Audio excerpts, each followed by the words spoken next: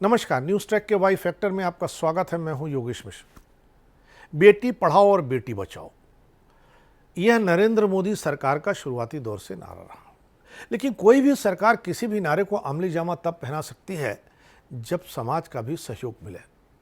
हमारे यहाँ बहुत पहले से कहा जाता है कि यत्र नार्यास्त पूजन्ते रमन्ते तत्र देवता। महिलाओं के लिए अतिरिक्त सम्मान की बात की जाती है।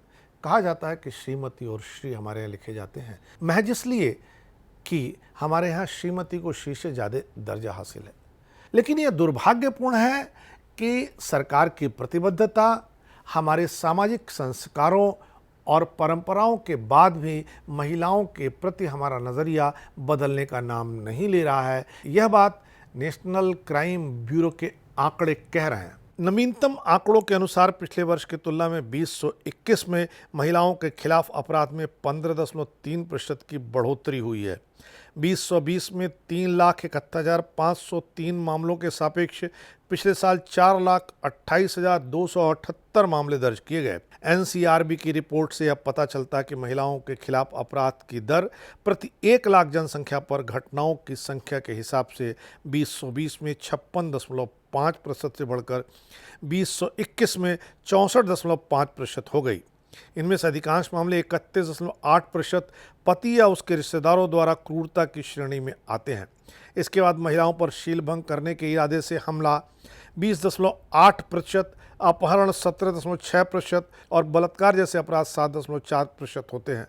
रिपोर्ट के अनुसार पिछले 3 वर्षों में मामूली गिरावट के बावजूद 2021 में महिलाओं के खिलाफ अपराध की उच्चतम दर असम में 168.3% दर्ज की गई। इस श्रेणी के अन्य राज्यों में उड़ीसा, हरियाणा, तेलंगाना और राजस्थान शामिल हैं। राजस्थान में असम की तरह मामलों की वास्तविक संख्या में मामूली कमी देखी गई, जबकि 3 अन्य राज्यों उड़ीसा, हरियाणा और तेलंगाना ने वृद्धि को चिन्हित किया है। 2021 में दर्ज संख्या के मामले में उत्तर प्रदेश अव्वल है। यहाँ महिलाओं के साथ होने वाले अपराधों की संख्या 56,083 है। हालांकि उत्तर प्रदेश की यह दर 50.5% से कम है। महिलाओं के खिलाफ सबसे अधिक अपराध दर्ज करने वाले अन्य राज्यों में राजस्थान, महाराष्ट्र, पश्चिम बंगाल और उड़ीसा शामिल है। पिछले 3 वर्षों में महिलाओं के खिलाफ दर्ज मामलों में नागालैंड सबसे कम अपराधों वाला राज्य है। यहाँ 2019 में 43, वर्ष 2020 में 39, 2021 में 54 अपराध दर्ज हुए। इसमें 2021 में महिलाओं के खिलाफ अपराध दर सबसे कम 5.5% की दर्ज की गई। केंद्र शासित प्रदेशों में दिल्ली में महिलाओं के खिलाफ अपराध की दर 2021 में सबसे अधिक 147.6% थी।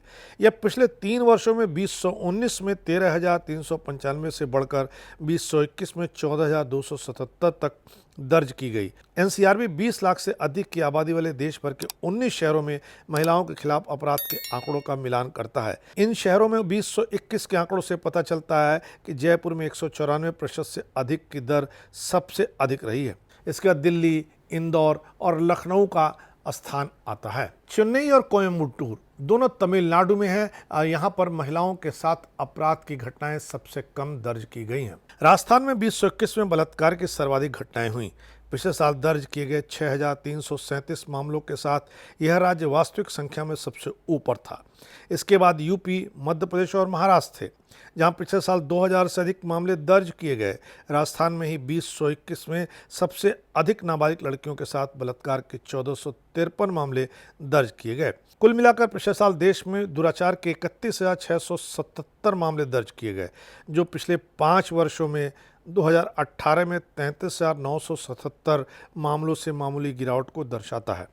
एनसीआरबी की रिपोर्ट बताती है कि पिछले साल 28,000 से अधिक महिलाओं को विवाह के लिए मजबूर करने के लिए अपहरण किया गया, जिसमें 12,000 नाबालिग लड़कियां शामिल हैं। इनमें सबसे अधिक 8,599 यूपी और 6,589 बिहार में दर्ज की गई।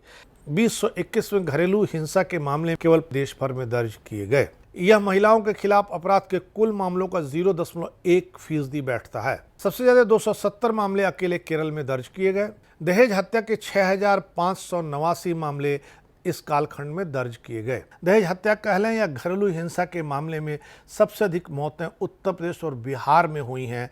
इस लिहाज से हम देखें और एनसीआरबी के आंकड़ों को पलटें तो महिलाओं के प्रति सम्मान के हमारे दावे खोखले साबित होते हैं। उम्मीद है कि महिलाओं के सम्मान के अपने पुरातन विचार को हम आगे बढ़ाएंगे, उस पर अमल करेंगे, उस पर चलेंगे। इस बार इतना ही, अगली बार फिर मिलेंगे किसी नए सवाल पर नए ढंग से बात करने के लिए। तब तक के लिए नमस्कार।